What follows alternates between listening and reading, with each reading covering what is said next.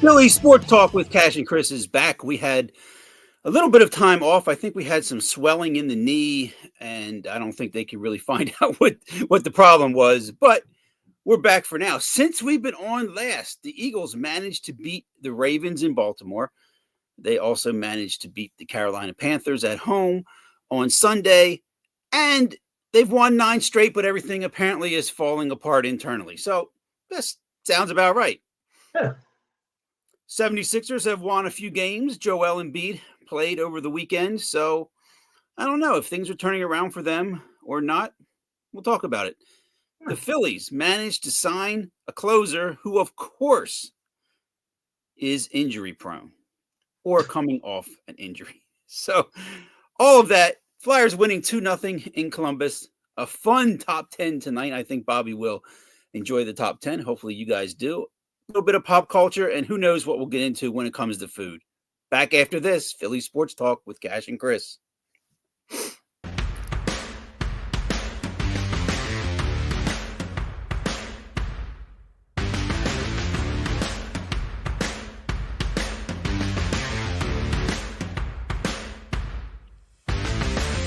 IE Sports Radio fans, this show is brought to you by Planet Jerky Premium Brisket Beef Jerky.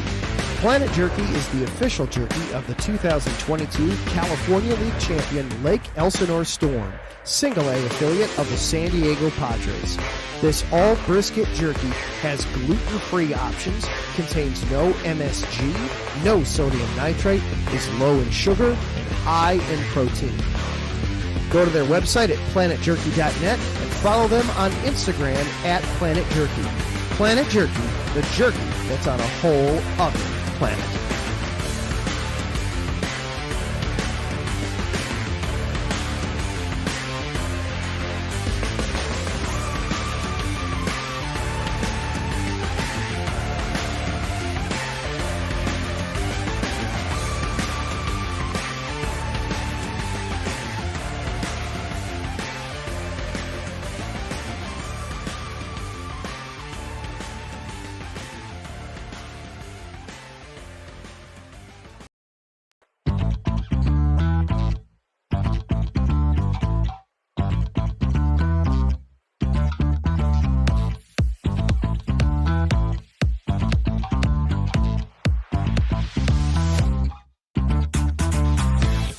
Hey there, IE Sports Radio fans. Be sure to check out our sponsor, Seal the Deal Wax Seals by Cecilia B.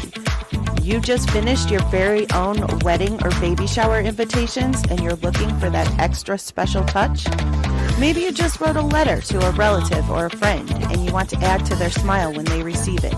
Then seal the deal with Cecilia's handmade sealing wax stamps for your invitations, letters, and gifts. You bring the deal, we'll bring the seal. You can find them on Instagram at sealthedeal_wax stamps and on Facebook, Seal the Deal Wax Seals.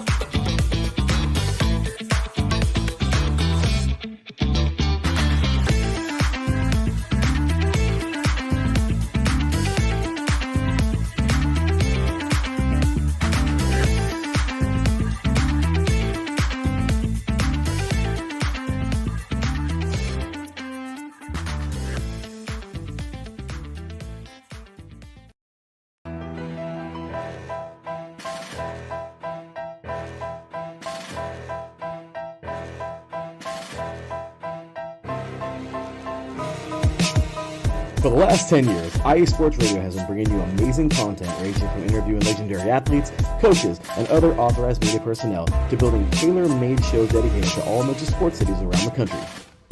Make sure to follow us at IE Sports Radio on X, Instagram, Facebook, TikTok, and YouTube to keep up with the latest in sports and with all of our shows.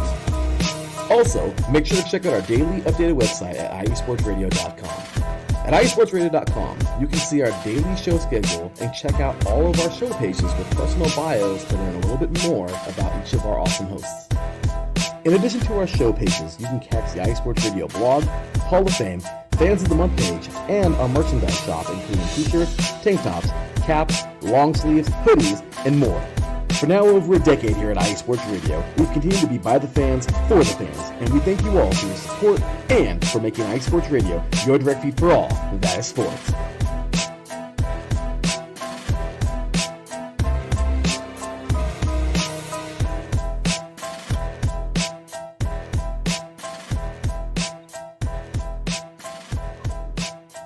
So I mentioned since last we've been on the 2 victories by the Eagles, but there's news coming out of the clubhouse, or the locker room, I should say, that there's problems. It's problems that they've had before.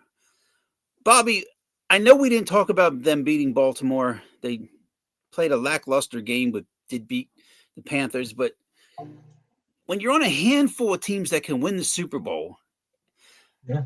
I don't know. Problems like this, they just seem to be what Philadelphia is used to. Well, first of all, welcome in everybody. We got 27 people in 6 minutes. Welcome. So they must have missed this. Sorry we missed last week. It's been busy, and I apologize. Yeah, the guy that's brought this all to light is Brandon Graham. I don't see Brandon Graham as a guy that's going to make things up. So I think if he's saying something, I think I'm going to be on the side of believing it. And you could see it in Jalen Hurts' face on the sideline Sunday. He just looked like he was depressed. He looked like he was like sad and like he was by himself and he had no friends. And it just didn't look like a quarterback should look on the sidelines. He didn't have the look of a confident team leader, and nobody was rallying around him. He was by himself.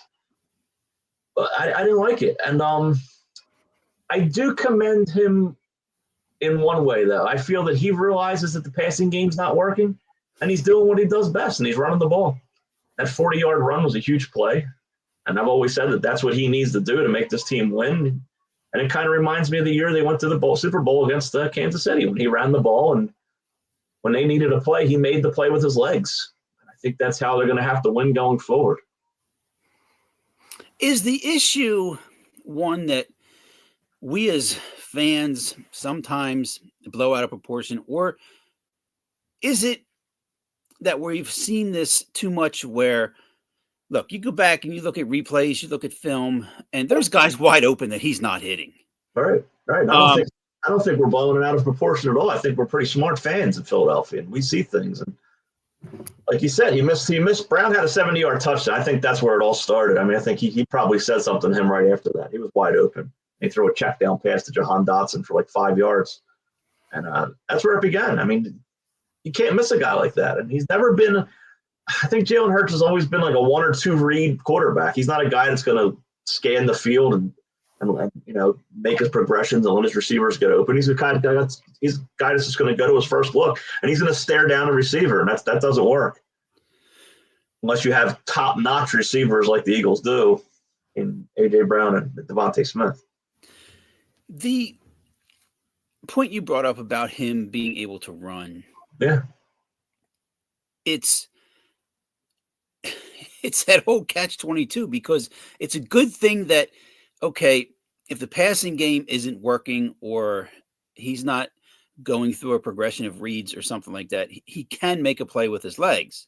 Right. But I guess the issue and the frustration with some players are, and especially A.J. Brown, is, look, I'm out there busting it and getting open, and I'm getting 4 targets. Yeah, exactly. So is it the quarterback? Is it the offensive coordinator? Or it's the quarterback.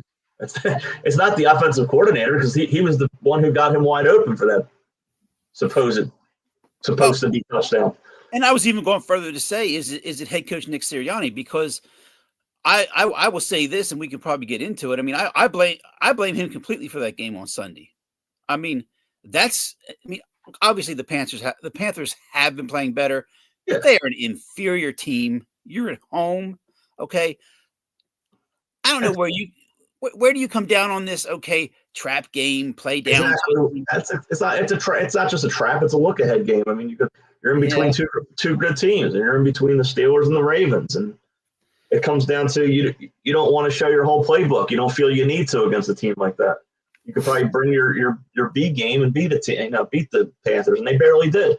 Panthers were one drive away from winning the game. The guy who dropped the touchdown, was it Leggett at the goal line?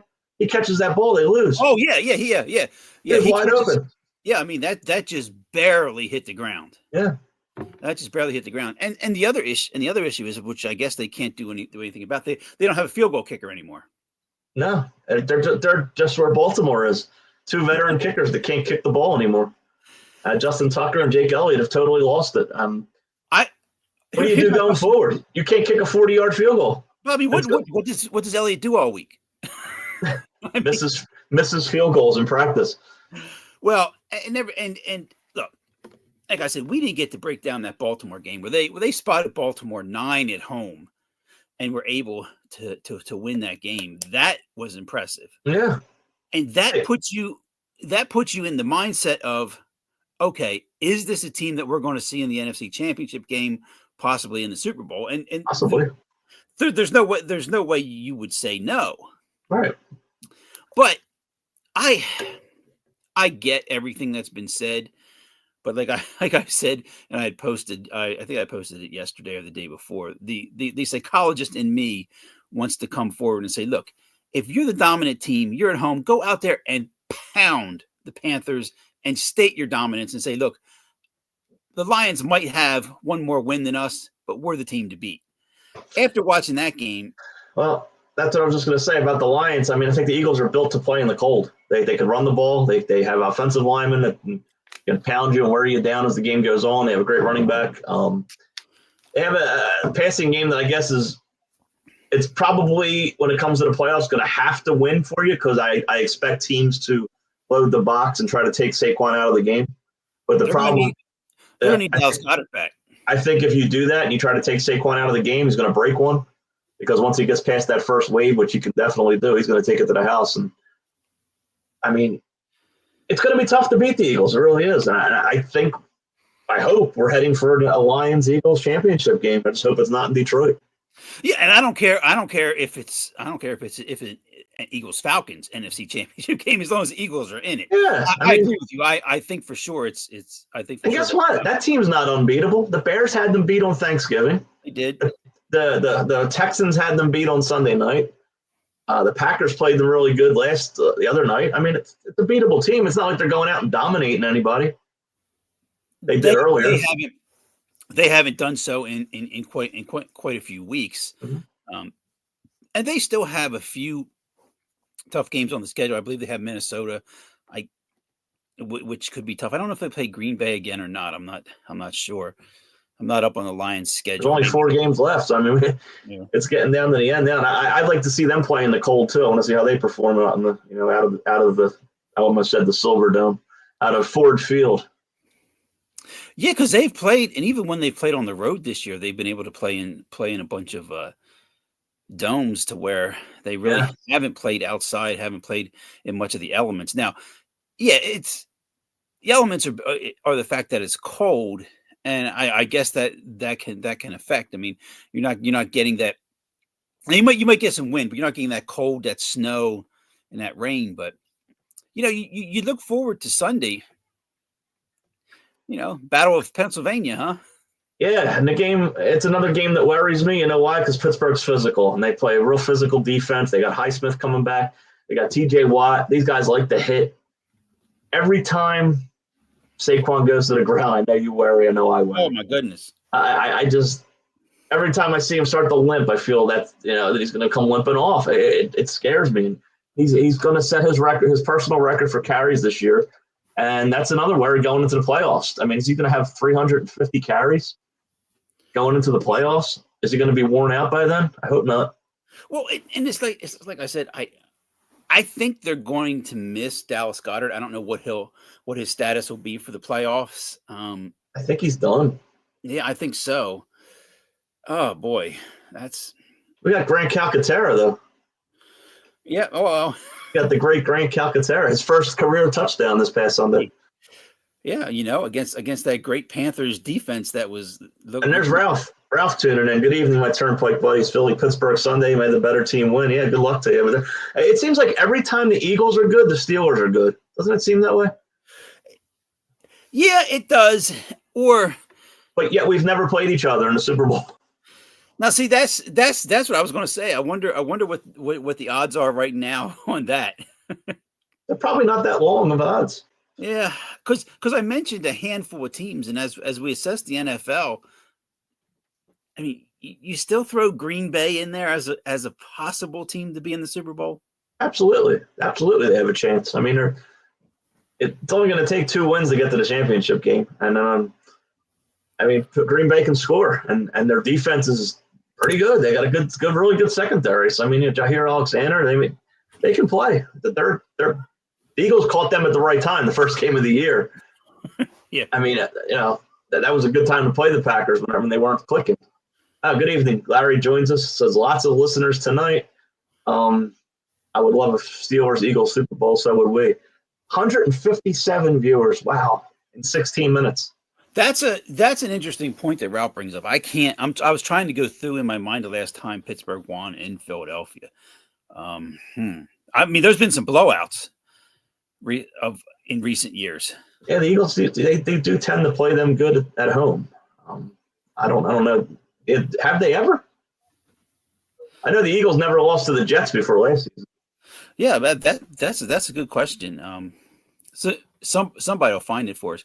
When we looked at the beginning of the season and when we saw the division that the Eagles were playing, we thought it was going to be a much tougher division. And right now, the Eagles could sweep the division. Yeah, I mean, we didn't anticipate Dak Prescott going out for the season. Oh no, I meant playing the AFC North. Oh yeah, I mean, yeah, we figured Baltimore, Pittsburgh, Cincinnati, and Cleveland that we would definitely drop one of those games. Yeah. And it looks like we could go 4 for 4. And you're right too about the Eagles division. I mean, it won't be an easy game in Washington. Just given the fact that it's Eagles in Washington, but yeah, right. Always a tough game. I mean, they should beat Dallas and Washington again. I mean, Dallas and New York. Definitely, yeah. New York's, they've given up. They're going for a quarterback from the draft, and Dallas if Dallas has one player, it's CeeDee Lamb. That's it. You stop him, you stop the whole offense. Yeah, I mean, or if you can run yourself a play where a blocked kick ends up going past the line of scrimmage, you're in good shape because someone from Dallas is going to touch the ball. That was terrible. That Leon Lett reminiscent there of the Thanksgiving game. I mean, it's inexcusable. You can't make a mistake like that. But you got to think when that happens, it's just instinct to go for the ball. And I don't know how many times it's drilled into you not to. I mean, you could see the Dallas. I believe that was a special teams coach on the sideline, just waving and jumping up and down, get away, get away, get away. But I think as sometimes as a player, your instinct is, hey, just I think that's what happens when the team is 4-8. You're not paying attention to detail. True. You're just trying to get through the season at that point. You're not practicing as intently as you would if you were 9-4. They've given up. The Cowboys are done. It's terrible. I think they're going to have a new coach next season. I don't think there's any doubt about that. I mean, they've totally disappointed. Yeah, like you said, I don't think the injury to Prescott would have. He might have been 1 or 2 more game wins. I mean, they might have won a game or 2, but yeah, the team's overall bad. They've missed Micah Parsons. He's been the only bright spot on the defense, really. True. I mean, the team's bad. We kind of knew that coming in. They really didn't do much in the offseason to address any needs. No, they surprisingly did not, and that's right. That's the thing, because when we were looking at it and we looked at the schedule and we broke it down, I mean, we had the Eagles maybe losing 5 games because of how weak that division. And, I think the losses were coming from that AFC North. I think we had maybe Baltimore, Pittsburgh, or either Cincinnati or Cleveland. One yeah. As and I think obviously at the very least they're going to go 13-4 now. I mean that's if things go terrible. That's if they drop both the Pittsburgh and the Washington game, they're going to go 13-4. And you'd have to agree with that. I mean, last time the Steelers won in Philly was October of 1965. Thanks, Ralph. Wow. Probably a big game by Roman Gabriel. It probably was. Yeah. Wow, October 1965. So it's been 59 years since the Eagles last lost to the Steelers at home. Oh. My dad was 3, my mom was 1. Yeah, wow. The 1943 Steagles, we know that story. When you think Philadelphia-Pittsburgh rivalry, it's funny because you think of hockey. You never think of football and baseball. Yeah. Not anymore. But the Penguins have gotten the best of that rivalry as well. That's true. It's like Joel Embiid said, it's not a rivalry if they kick our ass every time, right? Is that what he said? Good point. Yeah, that's a good point. So we're at 21 minutes already. I want to get to the Phillies. So I know we usually don't go to the Phillies this time of year, but let's go for it. They signed a closer. Unfortunately, we can't jump for joy because the closer has arm trouble, and he's coming off a horrible season. And yes, they want to tout the fact that he was a 2022 and 2023 All-Star, but Jordan Romano, I mean, he's coming off an injury. He's a big question mark. But my question about it is, look,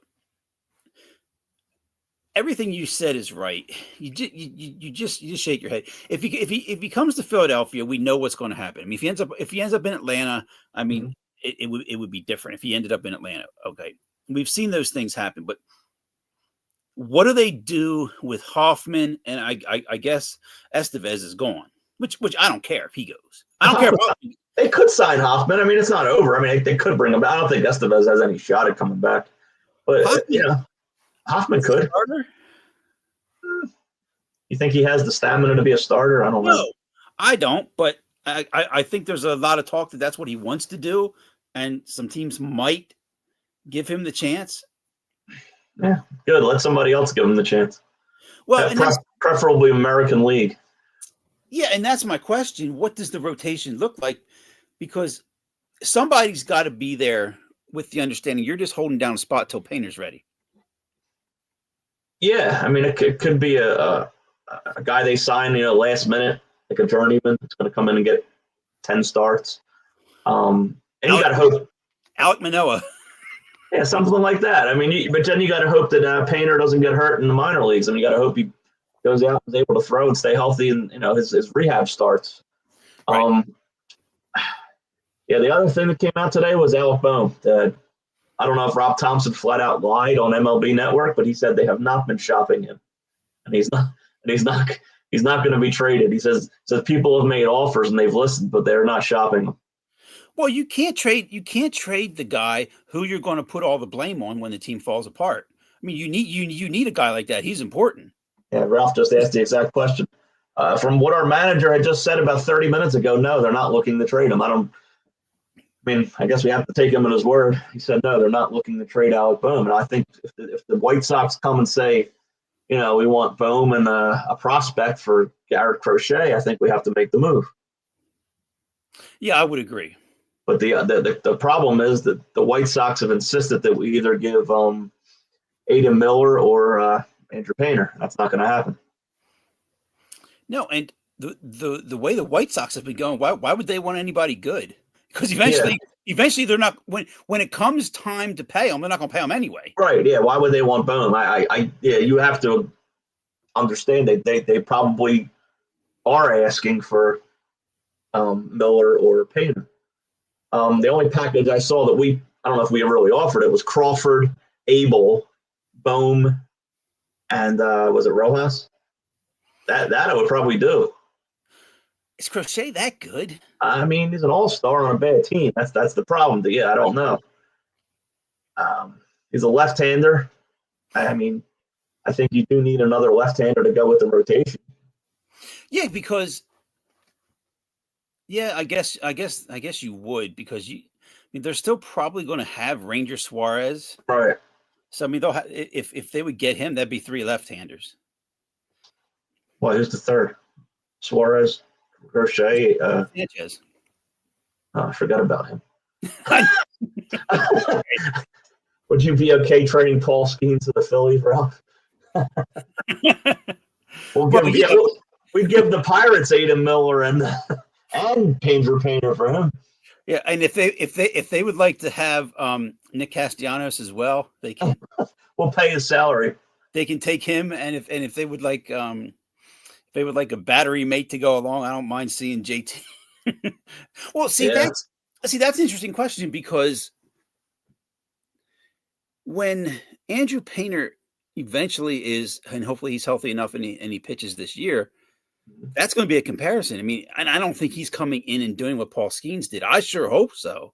Does the baseball world know about Andrew Painter like we knew about Paul Skeens coming in? How about you, Ralph? Do you know who Andrew Painter is? Have you heard that? Yeah, good question. I'd like to know, as sports fans, anybody, we have almost 300 people here.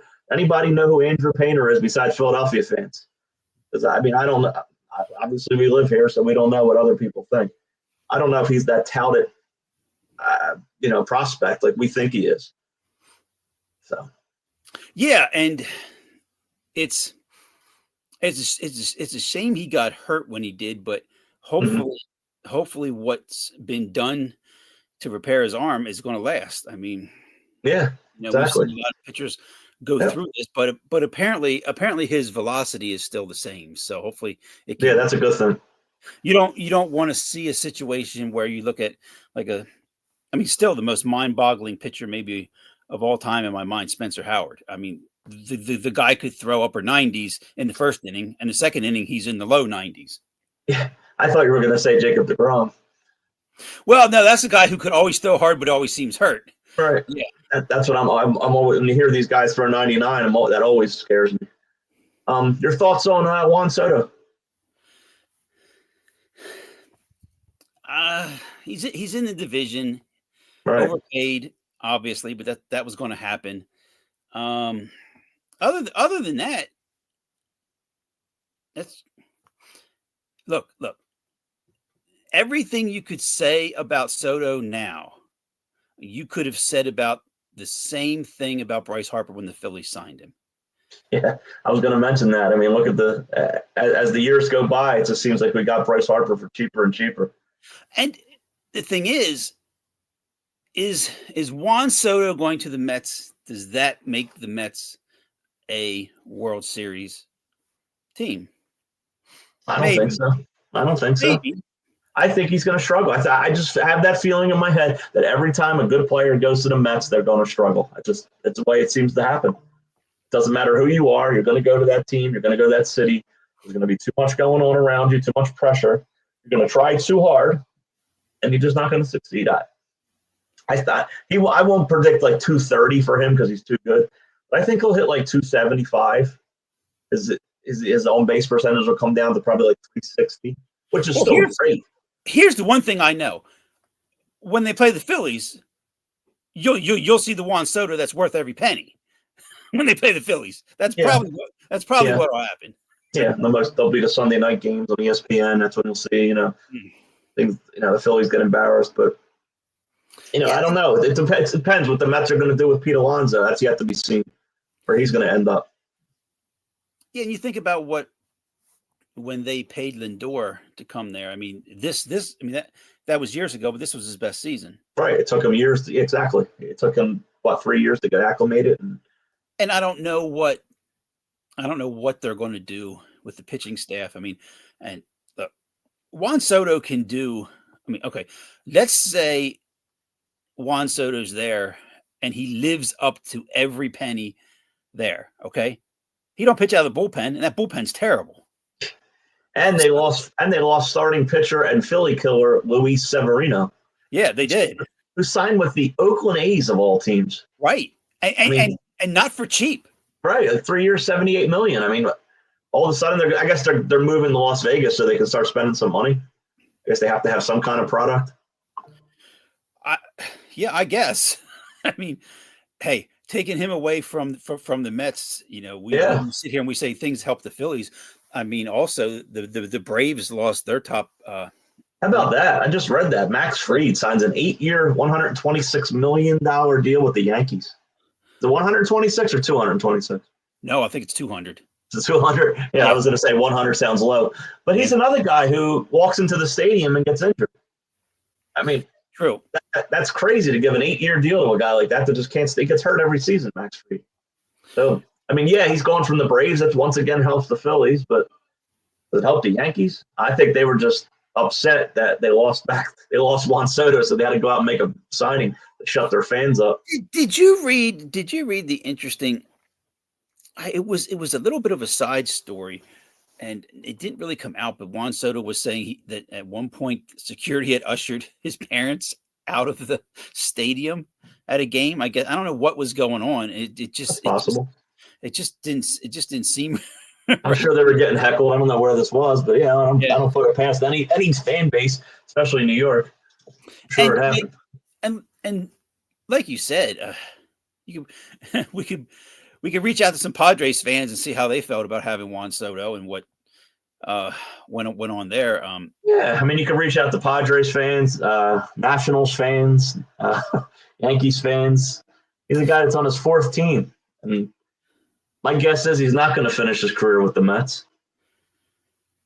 When you had mentioned the fact that if he gets off to a terrible start, yeah, we're going to see how he's able to react to it if it happens. I mean, and odds are, like you said, given all the parameters of what are going to go around this, I mean that pressure is going to be difficult.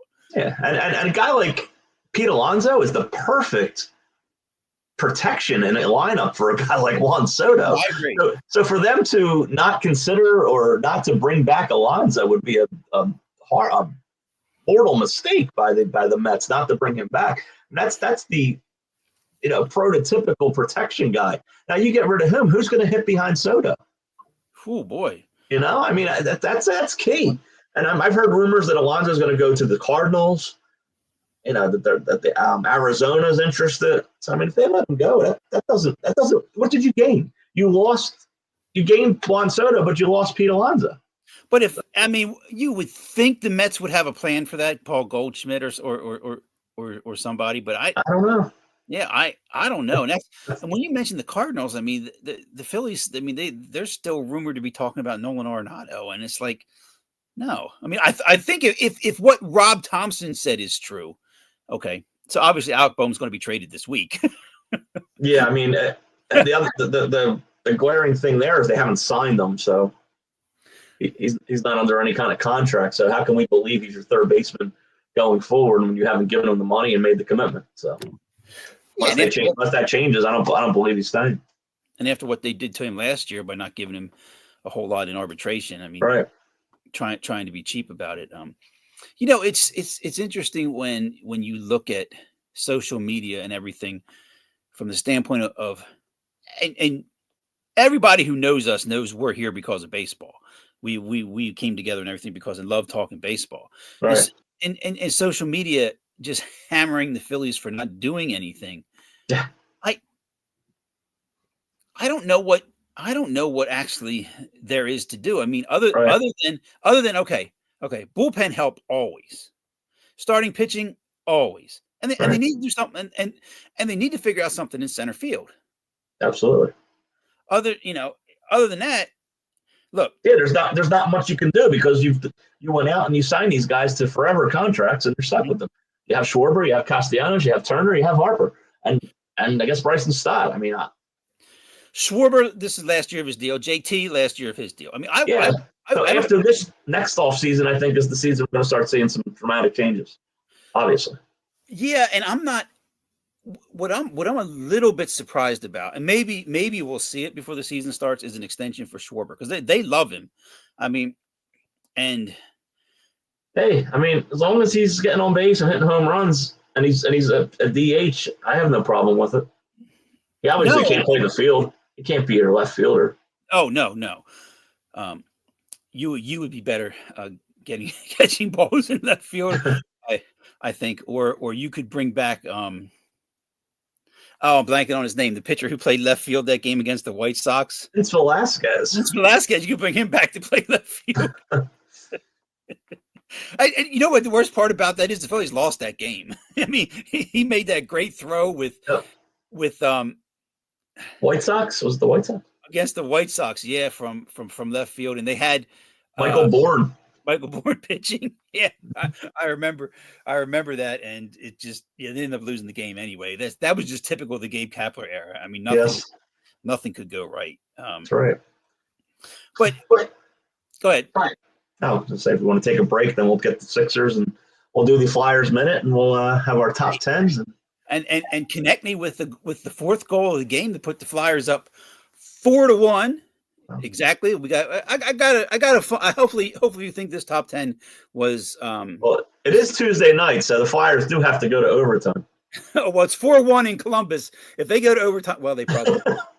We'll be back. If the staff might not even be there, so we might just have to just roll through with it. Let me check with the staff. Staff's there. We'll be right back. What's up, sports fans? You're listening to IE Sports Radio, your direct feed for all that is sports. I'm your favorite West Coast Wisconsinite, Bernie Bango, and if you're a cheesehead, come listen to my show, Big Cheese Sports, where we road trip around America's Dairyland, previewing, reviewing, predicting, debating, and digging into all that is Wisconsin sports at the college and pro levels. Join me on IE Sports Radio, Sundays at 1 p.m. Central Standard. Bernie out.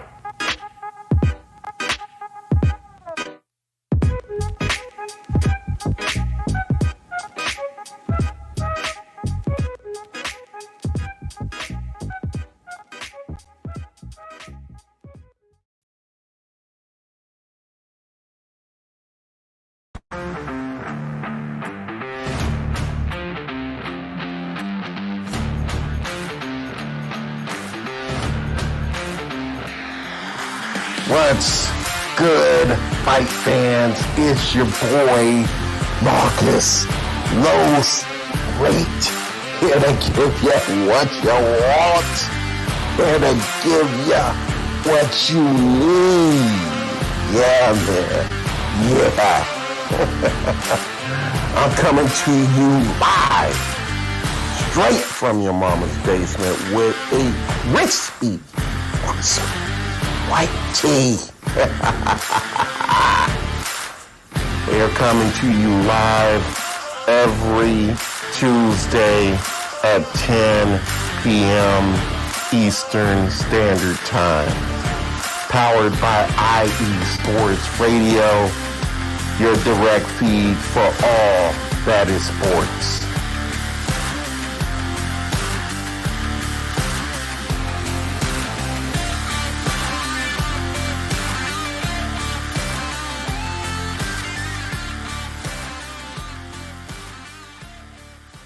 As I said, the Flyers have ended the second period with a 3-goal lead in Columbus. So this should be a nice bounce back win if they were beaten at home the other day by that vaunted Utah Hockey Club.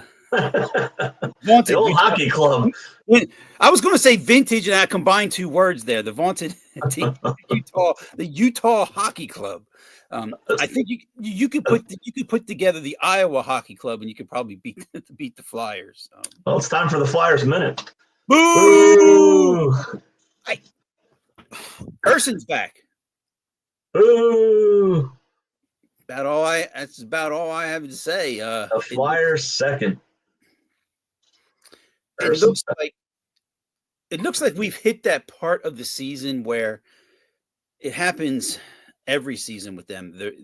They go on that little uptick, and then a big lull happens. And hey, a win tonight, just hang in there. I mean, look, are they going to be a playoff team? No. So probably not. Nope.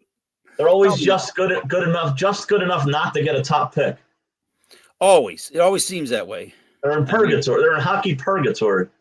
Yeah, the Flyers process isn't working, just like the Sixers process didn't work. But the process played on Sunday. He did. So we won't see him again until probably sometime in March. Before we go, yeah, exactly right. And before we go into all this, just look, we've said a lot over the years about Embiid, and we have our own opinions about how the Sixers probably are not going forward with Embiid, with the contract, with everything. Look, he's been injured, obviously a knee problem. To come back and drop 31 is impressive. Yeah.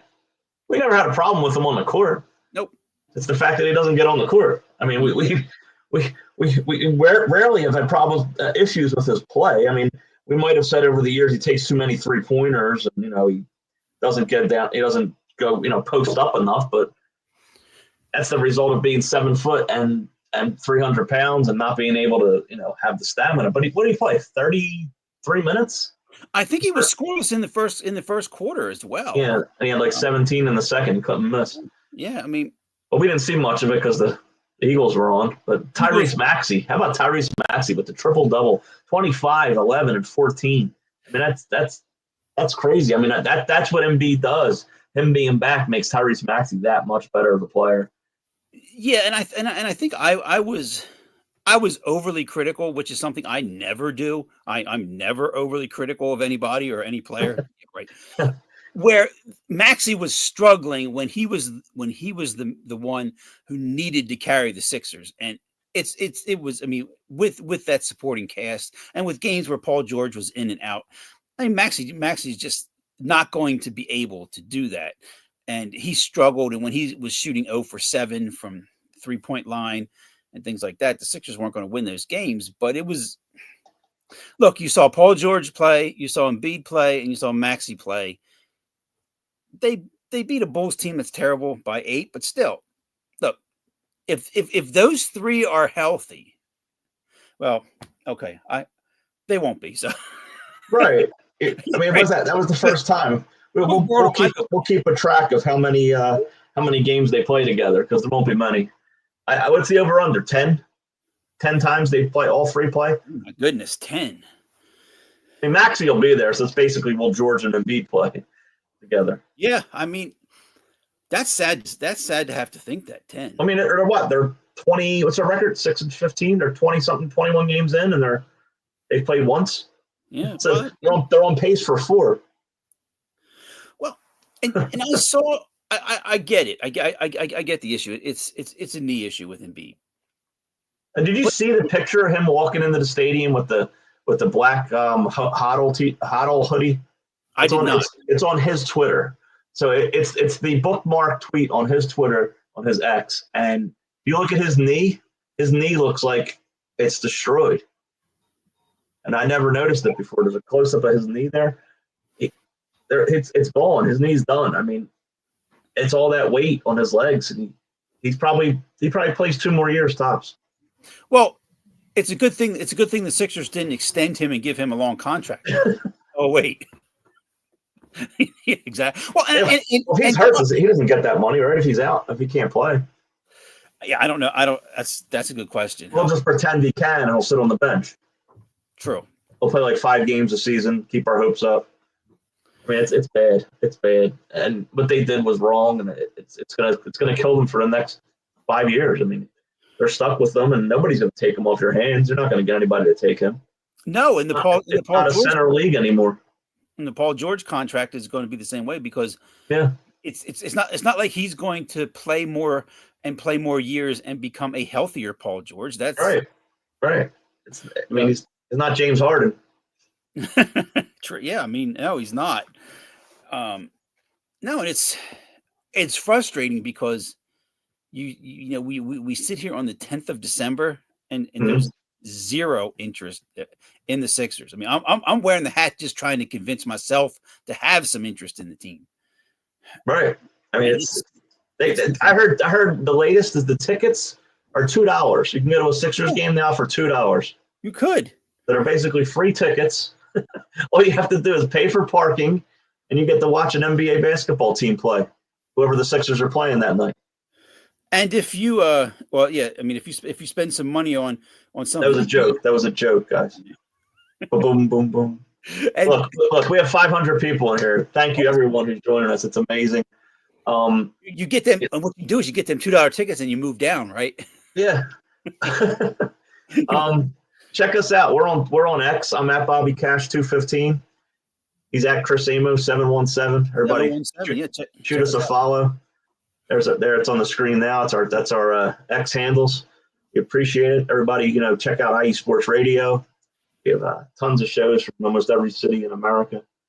And you're joining us every Tuesday night at 8:00 here on IE Sports Radio. Hey, look, it's real simple. If we're going to be on at a different time, we'll definitely let you know. But it's Tuesday at 8:00. You get yourself some Planet Jerky. You make sure if you're sending anything out, you have it sealed with Seal the Deal wax seals, and hey, you're all set. That's it. I mean, it's a very good life. Actually, the Sixers are 7-15.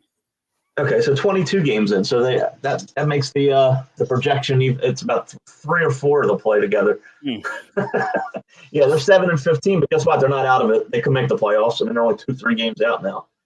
And they're going to win games. They're just like the Eagles, just like the Phillies. And they're going to win games. They have good enough players to win some games. And they got a couple winnable games coming up. I mean, they're gonna play the Pacers. They're gonna play the Hornets. They're gonna play Spurs. I mean, the Cavaliers game's in there. So I was looking at the Sixers win total. Their total for the year in Vegas right now live is 36.5. So that means that they'd have to go. There's 60 games left. They would have to go 30-30 the rest of the way, 500 basketball in order to do that. So that's what Vegas thinks they're going to do, play 500. Now, if you're healthy and you have the players that this team is supposed to have, you should go well over 30-30. They're expected to win 50 games if they were healthy. But that's just what that's the question mark, right? I mean, that's the if. And the other thing too is that's still, I just sit there. Eric Gordon and Kyle Lowry and Reggie Jackson. I mean, it's like a nursing home of NBA basketball players. Caleb Martin. I mean, these guys. Look, I mean, they probably would be great role players on other teams, but here you can't have them all on one team. Yeah, I mean, we've seen that from. Why am I blanking on his name? Who they got last year at the trade deadline? He's in Golden State now. They got him from the Pacers. Yeah, Buddy Hield. I mean, Buddy Hield. He was a gift for them. Yeah, and he couldn't. He looked like he looked like he was lost on the Sixers last year. Yeah, I mean, he just wasn't. Yeah, I mean, and we have Kelly Oubre, who we forget about. We're just a team of journeymen at this point. Yeah, and this talk of I guess, I mean, the talk of making the trade with Miami and bringing Butler back. I don't know. Who are you going to trade, though? Who would Miami want? Right. It'd have to be draft picks. I mean, you know who's become lost in the shuffle is Jared McCain. I mean, he started out as rookie of the year. Now that he's not getting the time, he's not going to get the shots. I think Dalton Knecht may win the rookie of the year. No, I agree. I agree with that. Well, and when I say it would have to be draft picks, I mean, the money would have to match up too. So I don't know who you would trade from the Sixers unless you got some other team involved. Yeah, I mean, for Butler and the money. Yeah, he makes way too much money, and you can't trade George or Embiid. No, you're not allowed to trade them. So I mean, that leaves you with who? Nobody. With like Caleb Martin, Kelly Oubre, they're not going to do that. No. Right. Well, maybe they would take Eric Gordon. Yeah. No. I'm waiting for the PJ Tucker signing or something. He's still in the league. I don't know if he's on the Clippers or not. That's the last time I saw. He was playing on the Clippers. I'm not sure. We'll have to find out if PJ Tucker is still in the league. So go ahead. I was going to say you're probably saying exactly what I'm going to say. If we have new people joining us, this is something we try to do. And if you have any suggestions for a possible top 10 list, please drop them because we've been doing top 10s for a while. And I have a good one, I think, for next week as well. But this week, the top 10 greatest athletes who looked out of place in a different uniform. That's a good one. So you see that a lot. You see the picture, like when the Sixers got Paul George, you would see the picture of Shaq in the Celtics uniform. So, well, guess what? That's number 6. Shaq in the Boston uniform is number 6. You can pretty much go Shaq in any uniform. You can say Shaq in the Phoenix Suns. Cleveland. Cleveland Cavaliers. Is this? So this is going to be what? Mostly, I say probably basketball and baseball. Let me see here. I have 1, 2. This is football. 3. Jerry Rice in a Raiders uniform. No, but you're close. Oh, I have a- Seahawks. I have a couple here honorable mentions, and Jerry Rice in his Seahawks uniform. Yeah, Mhm. but you're right. We'll have a few players where you'll say a team, and I say, well, maybe it's the other team, but yeah, Raiders, Okay. Seahawks. You're right. Steve Carlton in a White Sox jersey. Yeah, I know, and I didn't go back that far, but yeah, in that or a Twins jersey or wait, Indians. Indians. Yeah, exactly. Yeah, I mean that's one that could easily be on the honorable mention. I think from here where I think as far as I went back was around. Well, number one is going to be easy Michael Jordan in the Wizards jersey. Absolutely, absolutely, number one. Yeah. And for those of you who've just joined us too, I do the list and Bobby tries to guess the list. Yeah, every week we do a top 10 at the end of the show. We have a little fun. Jordan to the Wizards is number one. Yes. Yeah, I mean, if you guys have any guesses, there's almost 600 of you here. We have a chat right there. Just put some names in the chat. Yep, players who looked out of place in a certain uniform. Yeah. So let's go to. Wow, this is tough. This is tough because you think of you try to think of the all-time greats and then who they went to at the end of their careers. So we said Shaq. Obviously, Kobe played his whole career. So you're going to have a lot of guys from the '90s. Ken Griffey Jr. and the Reds. He did play there for a while. I don't have that though. I don't have him on the list. Oh, Joe Montana with the Chiefs. Absolutely, number 8. Yeah. Yep. Let's see. This is harder than I thought it would be. I thought it'd be easy. Okay, I'll give you a clue. Number 2 is a Philadelphia connection, basketball. Charles Barkley? No. Oh, Iverson with the Pistons. Or Memphis. Yeah, Memphis. Heavy Memphis, right. You can go any of those teams, really. It doesn't fit in any of those jerseys.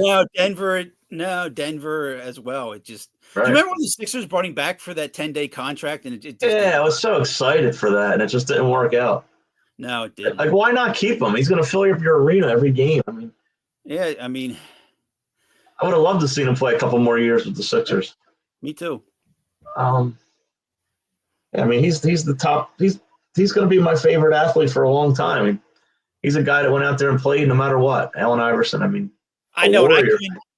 I couldn't put on the list, and I probably could have, who would fit too. My favorite athlete of all time, Eric Lindros, playing for the Islanders. I mean that. Or the Stars. Yeah. Well, I do have. Let's see. I have one hockey player on the list. Okay. Gretzky with the Rangers? I have him with the Blues, but yeah. Oh yeah, the Blues. Yeah. Rangers. I mean, you could say Kings because he's always going to be an Oiler, but he was with the Kings and turned that team around. Yeah, he played there for a long time.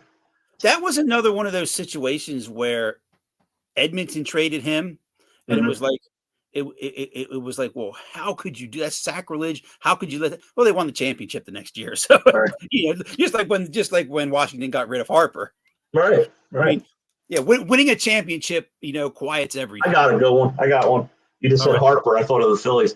Hopefully you have it. Pete Rose on the Montreal Expos. Absolutely. Pete Rose. I have it. I have him as an honorable mention. Yeah, Pete Rose in the Expos. The only reason it's honorable mention is because of how far back it was. But he played half a season there or 1.5. I'm not sure. I mean, you can even go further back to Willie Mays on the Mets, right? Oh, yeah, you could. I have, let me see here. I have one other Phillies player. Ryan, Chase Utley. Yes. Dodgers. With the Dodgers. I mean, you could have put Ryan Howard with the Rockies. I almost said Ryan Howard, but he didn't play for them. I think, I don't know if he did or not. I don't think he ever had him at bat with any other team. Yeah, and he was in the Rockies organization and the Braves organization as well. But no, I don't recall him having one. And let's see. Number three I have on my list is an NFL player. Okay. Quarterback? Running back.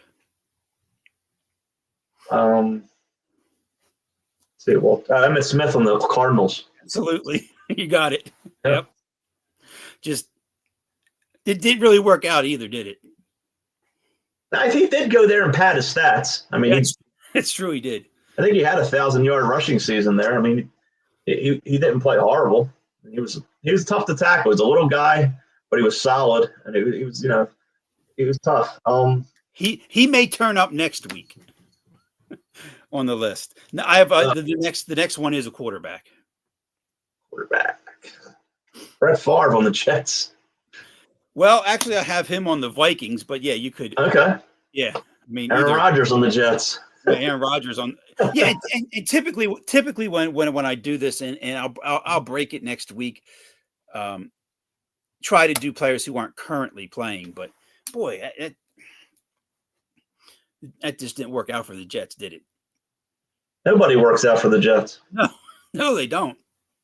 It's kind of like the Mets. This you could take this year in New York football.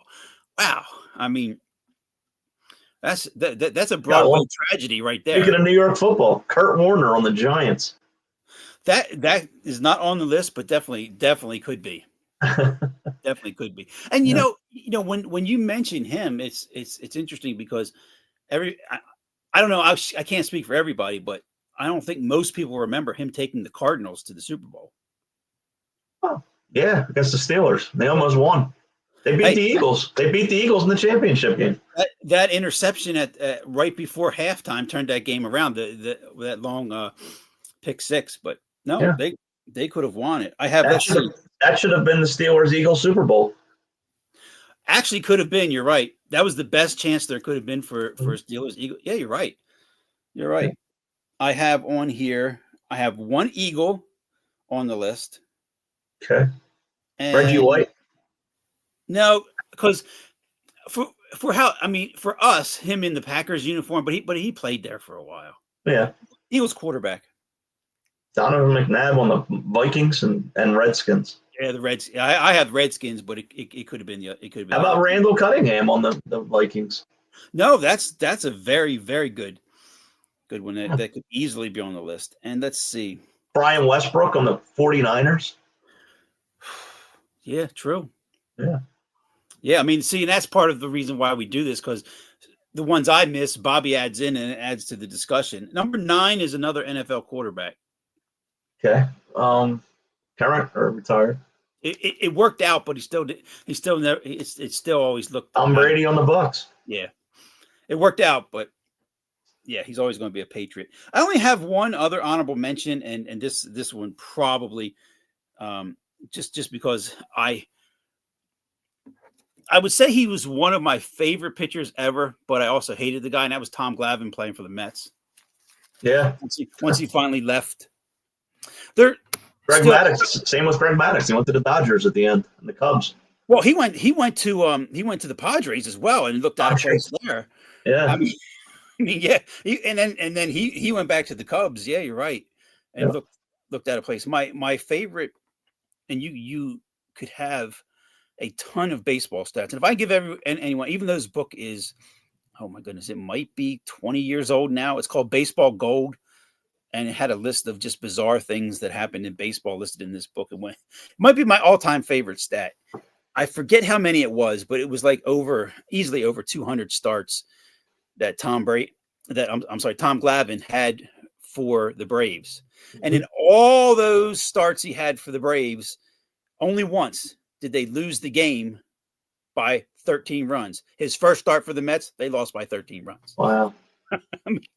Right there. I mean, that just and Bobby, I'm sure you remember, and Phillies fans out there remember when Phillies finally got back to the playoffs, 2007, and it came down to the last day, Phillies against Washington, and it was Mets and Marlins. Yeah, to give up 7 runs in the first. Tom Glavine, yeah, yeah. Thank you, Tom Glavine. What was so fun about that day was the Mets game started a half hour early. Right. So when the Phillies came on, the crowd was already into it. And you felt it. The Mets, I don't think the Mets scored that day, did they? They might have got one. Yeah, I mean, they couldn't even get a run. I mean, that's the Mets. And you remember seeing Brett Myers throwing that curveball for strike 3. Yeah. Yeah. Converted that could be a top 10 list. Converted closers. Brett Myers. It could be. And unfortunately the Phillies got swept by the Rockies that year, but it turned out well. It turned out well the next season. Hey, the last thing I wanted to mention, because we've talked about this before we close the show, Baseball Hall of Fame nominees had come out. I mean, Dick Allen getting in. I mean, it was far past time. Yeah. Yeah. I mean, he's the only one. It was him and Dave Parker. That's it, right? I believe so. No modern players got in, which is crazy.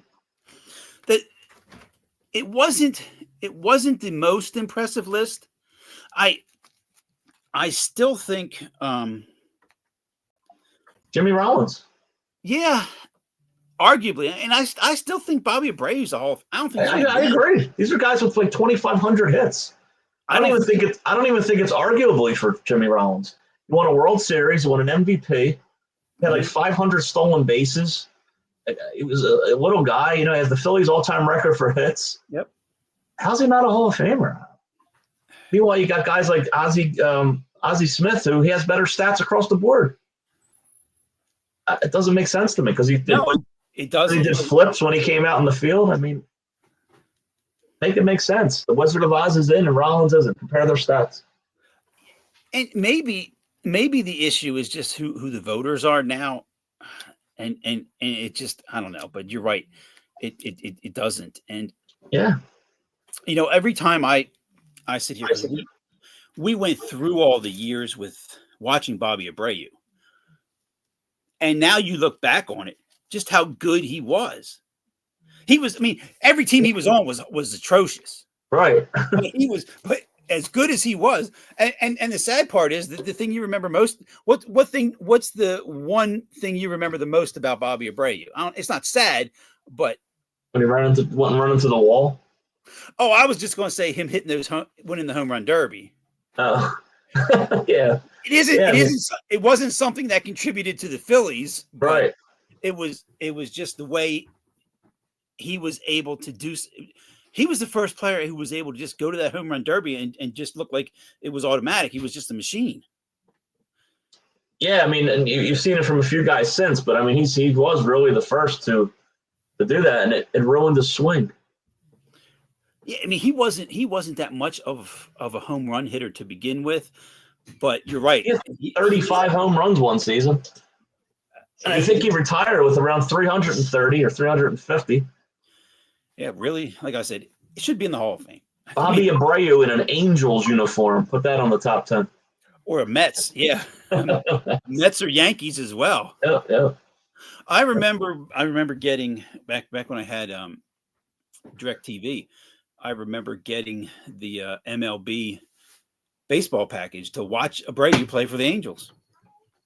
Yeah, a lot of late night games out on the West Coast. I mean, he even played good there. The guy never had a bad season. Wow, I look up here and the Flyers are up 5-1. Oh, okay. No overtime tonight, guys. Yeah, no overtime tonight. I don't think. That was like the joke I always made. The Flyers are up 2, the game's tie. Oh, yeah. True or false is on the screen. Do we have a true or false? I do not have any true or false for tonight. I will bring back true or false for next week. I apologize. Well, we cover true or false. As you know, it's our questions. Are the Eagles going to be in the Super Bowl? True or false? I mean, yep. Are the Sixers' big three going to play more than 10 games together? Right. Will the Sixers win more than 36 games? Yeah, I mean, wow. Yeah. Will the Flyers be a playoff team? Negative. False. Negative. Well, here was the only food question I had for you tonight, because it goes back to what was dinner here tonight. Frozen pizza. You a fan? Yes or no? For lunch, yeah. You're hungry around 11 o'clock in the morning, and there's nothing to eat, and you got that frozen pizza sitting in that freezer. Nothing better. And look, guys, I'm going to say something. Another food in a pinch, the Wawa pizza. The Wawa with the pepperoni and the sausage pizza is not bad. Never had it. Try it. It's not bad. $10. You get the garlic crust, the double meat. It's not a bad pizza. It's $10. It fills you up. You ever have Chuck E. Cheese? Oh yeah. It's kind of like that, but a little better. One of my go-tos, two things would be my go-to at Wawa. The apple fritter is amazing because I've heard that. It's huge. Yep. And I actually like their stuffed soft pretzel. With the cream cheese. Yes, the cream cheese is better than the other stuff. Now there's times where you get that, and it's so hot that it dissolves the cream cheese. I've had empty ones kind of, where the cream cheese like disappears. But yeah, there's times that used to be my pension. It was like 3:00 and I hadn't had lunch yet. That would hold me over. That's a good pretzel. It is. Also the chocolate chip muffin and the coffee roll are pretty good. Well, I know you're not a big coffee fan, but Wawa has some very, very good coffee. That's what I hear. Yep. Okay. Well, I know you're not a fan. Yeah, and the only thing is, I mean, and here we're a pepperoni fan for pizza. So if you're going to make the frozen pizza, you have to buy the extra pepperoni to put on it. Yeah. Because I mean, they try he tried to skimp on that, but I mean, I think DiGiorno's the best. The only problem is, I mean, DiGiorno costs twice as more as right. Red Baron or the store brand. So they're not bad. I don't think any of them are bad. I mean, I said, if you're starving, it's not bad in a pinch, right? No, it's not. And the little, did you used to eat the little Elios, the square? Oh, yeah. And I actually like the Acme kind better. The Acme brand is probably better than the Elios. It's funny. Some people call it Elios or Elios. Yeah. Well, just don't call it Jake Elliott's because it's not. It's going to be. How about the pizza rolls? The Totino pizza rolls. Outstanding. Yep. Top 10 frozen foods next week on Philly Sports Talk. Oh my! Yeah, frozen foods, frozen dinners. Yeah, that's what we haven't done yet. No, we haven't. Hot Pockets, the old Hot Pocket. Oh. What's your favorite Hot Pocket? Well, I looked at Hot Pockets at Walmart recently, and it seems like some of the flavors they didn't have them. I don't know if they've gone away, but the chicken and broccoli was always good. The cheddar and broccoli. That's very good too. But where it was I think it was like a white cheese in with the chicken and broccoli. That one was good. Yeah. So you had the meatballs and mozzarella. Oh, absolutely, it's very good. And my favorite and the only one that I ever eat is the pepperoni. Pepperoni is a favorite of you know me and my crazy food taste. I have to put something inside of it. What do I put in the Hot Pocket? It's a snack food. I'm trying to think what chips? Well, it's a type of chip. Doritos? Correct. It's the best. It's the absolute best. The pepperoni and cheese Hot Pocket with the Doritos inside the Hot Pocket. Well, see, I would probably lean for not that I won't be opposed to that, but barbecue flavored chips. Okay, if you want. I've done Cheetos in a pinch. Okay. Well, I'll tell you about a bizarre combination that I've discovered when it comes to chips. An omelet and you have chips on the side. Instead of the hash browns, you just have chips. I probably have done it. Yeah, I mean, hey, it's. That's what I had for breakfast today. I had the breakfast burrito from Wawa. Hey, there you go. It was sausage, egg, and tomato. Wasn't bad. I wish there was a Wawa closer. I mean, the closest Wawa to me is about 20, 25 minutes. Oh wow! You can't move in this area without. You turn around, you crash into one. I mean, they're everywhere. Once you get to the closest one, the next closest one is like 2 miles from there. Okay. So there's two really, really close, but they're both in Lancaster. And it takes about 20. Well, I think I mentioned it before. We're waiting for this Raising Cane's place to open up. They're starting to get closer. Oh, okay. Chicken fingers and biscuits. So I haven't had it yet. That's apparently they're the best chicken fingers in the world. So I guess we'll find out. That sounds interesting. I'll let you know. Yeah. They're building it right now, so it's going to be a little while. So with chicken fingers, is it hot mustard, barbecue sauce, ranch, honey mustard? Honey mustard. Honey mustard. Yeah, How about you? I'll do ranch if I have to.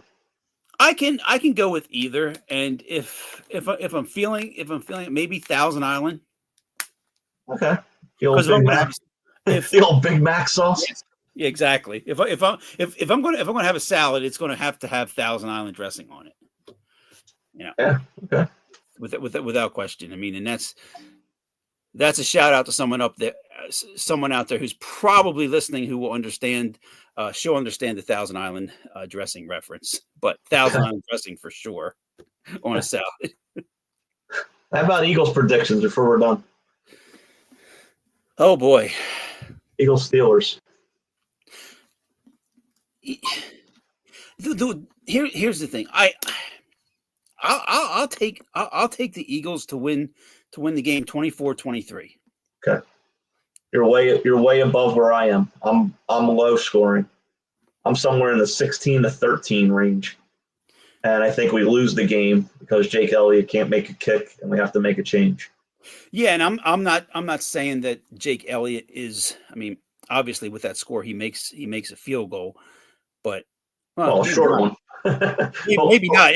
He'll miss a 39-yarder to not force overtime. It could be 3 touchdowns and 2-point conversions get you to 24. True. They might. Yeah. How about that? How about that prediction? They score early and go for 2. Oh yeah, I could see that. Well, that was going to be what I was going to say. I would hope in this game, and because even though it's frustrating, they don't score early. It seems. I mean, right. And I would like to see them score early and not be behind. But hey, wouldn't that be something if they score a touchdown on probably the best defense they've played all year? Yeah, it would because I don't think they scored a point on their opening drive all year.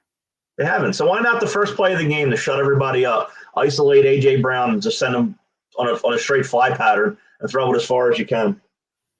Yeah, maybe it'll look like that Michael Vick pass to Deshaun Jackson. Yeah, exactly. Maybe it'll. Yeah. You'd have to do play action. You got to think they're going to think Saquon's getting the ball. So you give him a hard fake in his butt and his belly, draw up the safeties, and send AJ deep. And what's the worst that can happen? If they pick it off, you have them pinned. The punt. They're not going to score anyway. if they don't pick it off, you got 2nd and 10. You run Barkley, and hopefully he gets 8, and you go from there. Right. So, no, I hope it's an interesting game. I wouldn't be opposed to the Eagles winning 52-0 or something like that. I wouldn't be opposed to it, but neither would I. The Steelers need the game more than the Eagles, right? I don't know. I think the Eagles need that number 1 seed. Yeah, I guess. I guess you're right. They do. They do. You would like to have you would really like to have that the playoff games in Philly. You would. Yeah, and the bye's still on the table too. True. Yeah, so wow, that's a free win. that advances you around. I mean, that's definitely key. That's why we work so well together. I think Pittsburgh needs it more than Philly. You just convinced me. No, they don't. Yeah. Eagles need it just as much. So yeah. Next week we'll be back. We'll break that game down. Yukio, wherever you are, thank you. Oh. I know you're going to put this out there right away. Let us know on social media what you think is going to happen with the Steelers. We'll have some Sixers talk. They don't play again until Friday, which is bizarre little break there in the schedule. Yeah. And hey, Flyers winning tonight. We'll see if the Phillies sign anybody. I don't know. I mean, bullpen help. Craig Kimbrell still available. He'll be retired. Well, everybody that joined us, thank you so much. I mean, this is crazy that we have this many viewers. I've said it before. I never thought I'd see it, but to see this many people and to see all stick around and watch us, to enjoy our show, we appreciate it. Yeah, and wherever you listen to us going forward, yep, and feel free to contact us on what I call now Twitter X. We'll get back to you. And hey, if you disagree with us, please contact us and let us know why. I mean, hey, we have fun with that. Absolutely. Good night, everyone. Good night.